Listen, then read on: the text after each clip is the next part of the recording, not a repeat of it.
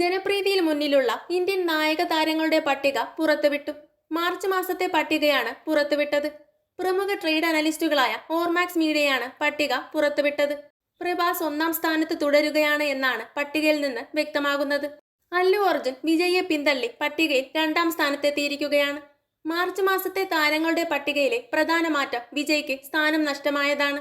കുറെ മാസങ്ങളായി രണ്ടാം സ്ഥാനത്ത് തുടർന്നിരുന്ന വിജയ് മൂന്നാം സ്ഥാനത്തേക്ക് പിന്തള്ളപ്പെട്ടു.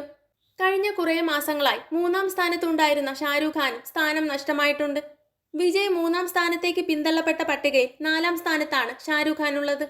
ബോളിവുഡ് താരങ്ങളെക്കാളും ജനകീയർ തെന്നിന്ത്യൻ താരങ്ങളാണ് എന്നാണ് പട്ടികയിൽ നിന്ന് വ്യക്തമാകുന്നത്. തെന്നിന്ത്യയിൽ നിന്ന് പാൻ ഇന്ത്യൻ ചിത്രങ്ങൾ നിരന്തരം ഉണ്ടാകുകയും അവ വ്യാപകമായി ശ്രദ്ധയാകർഷിക്കപ്പെടുകയും ചെയ്യുന്നതാണ് ബോളിവുഡ് താരങ്ങൾ പിന്തള്ളപ്പെടാൻ കാരണം.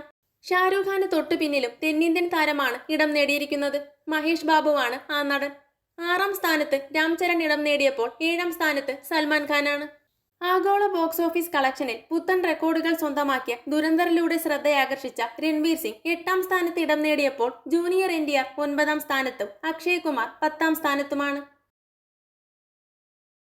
കൂടുതൽ സിനിമാ വിശേഷങ്ങൾക്കായി ചാനൽ മറക്കാതെ സബ്സ്ക്രൈബ് ചെയ്യുക.